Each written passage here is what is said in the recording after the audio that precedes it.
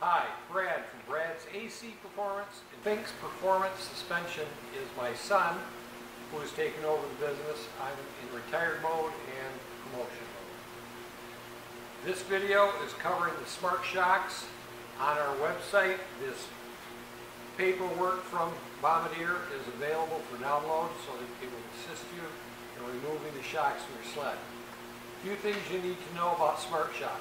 They're pretty smart. If you try changing the oil and putting a different weight in or putting the wrong weight in, they will not perform. They will set off a suspension fault code. The other thing that you need to know is that anytime you're working on this snowmobile and you're going to be working on the shocks, you must disconnect the negative battery terminal. If you do not do this, it will set off a code and give you a suspension fault code, and the shocks will go to full stiff and you will not be able to ride it. So I have my personal XRS here in the shop. I've had this apart a couple of times. I'm getting familiar with it. One of the first things you need to do is on the running board right here, there's a cover underneath this running board that protects the wires. You need to remove that. And to do so, you have to drill out 3 rivets. And these are steel. These are aluminum rivets with a steel mandrel with a black finish. You can use an aluminum finish and then paint them if you like. Make sure you check and you're drilling the correct rivets on the underside. And then underneath here, you're going to need to remove this black cover, which is held on by Allen wrenches. And then I will get this apart and show you what happens next. Alright, we got the cover off. The wires are exposed. We're going to unplug those. Those Allen screws have to come out.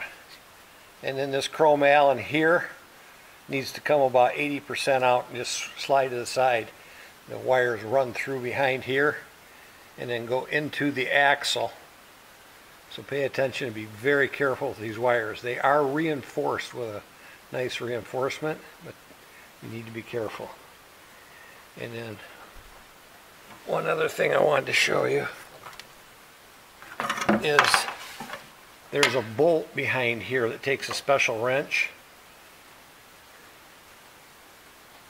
up here. There's a bolt back here. It's a 16, I think it's a 16 or a 17 millimeter. But the wrench you need is right here. It's a Snap-on LTA 2428. Go on eBay and order one of these. You can get them for about 15 bucks. Alright, so I've got this apart and got this wire availed so that I can sneak it out and remove the shock. Keep in mind, my goal in this portion of the video, I'm just taking the rear shock out of the suspension so that I can change the oil. I've changed the oil once and went to a lighter weight to see how that would work. And it threw a code because the piston is working too hard inside of the Smart Shox, and it caused an overload, which tells me the shock oil that I used is too thin. So we're going to try something different. We're looking for ways to make the suspension softer and stiffer so that we have product to sell as far as upgrades for smart suspension. Alright, I want to summarize what I did on the sled here with the Smart Shox and removing the rear shock. And the reason we're removing it in the sled is because we don't want to take the full suspension out and have to disassemble the wire for the potentiometer for the front torque arm, which is a lot of extra work. If you don't have to go through that, it's not a bad idea, unless you're changing the track or doing something else. So one of the things I wanted to point out was this is the guard that's going to come off. I showed this earlier in the video, and once we get these wires pull tied together and up in place here, I'll put this guard on and rivet it back on.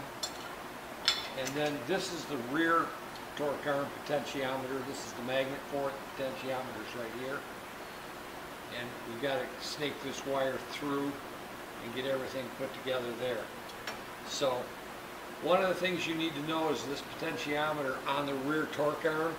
What you're looking at here where it's riveted on is a cover. It's just a protective cover, so you don't have to be super careful, but you do need to be careful. You're going to drill these 2 rivets out, and when you get them drilled out, you're going to replace them with stainless steel Phillips screws because they have the smallest, flattest head. and I even ground a little bit of the crown out of the head just to make sure I had clearance. It's a 5mm by 30mm bolt, and I used a wax style nut on the back side so that it would stay tight. You didn't have to worry about it coming loose. You can get that at most local hardwares if they carry Hillman products. So the other thing that needed to be aware of is the Smart Shox is precision built, and Skidoo thought this through. With the front shock fully extended and the limiter strap loose, you can take the bolt out of the shock right up here at the clevis, and it lines right up. You don't have to fool around like you did with your old sleds and get that alignment and try and force the shock, because you'll never force this shock. It's very, very firm. So that's a good thing. The other thing is you have to, with the track fully loose and a big screwdriver or some helping hands, you've got to snake the reservoir over the top of the torque arm to get it out. And on the other side, we have these rods right here that run alongside the shock. You have to take them loose, and the one on the right hand side needs to drop down so that the shock will come out. The only other thing I found is on the wire coming off of this potentiometer has a nice little plastic guard on it, and the wire that goes through and comes out and goes to the Smart Shox did not. So I bought some at the hardware store and spliced it and put it on this wire where it comes out through the torque arm. And just take your time when playing with this wire. It'll snake through nice and easy, but don't try and force it. It'll be helpful will be to remove this wheel and this spring so that the spring doesn't interfere with running the wire through the upper torque arm. And this piece here where it goes together here, the wire runs through here. I used contact adhesive in the groove, stuck the wire into it and let it set for 15 minutes, then pushed it together, and that held it all together. Otherwise you're just going to fight this wire and you'll end up pinching it. And if you ever have to take it apart again, spray it with brake clean, wait a few minutes, spray it again, it'll come right out. And that's pretty much it. Fill out the form on snowmobileshocks.com and send your shocks to us. We've got all the information from KYB to service your shocks fully, and we also do Can-Am Smart Shox as well. So thanks for tuning in. I'm Brad from Brad's AC Performance and Fink's Performance Suspension.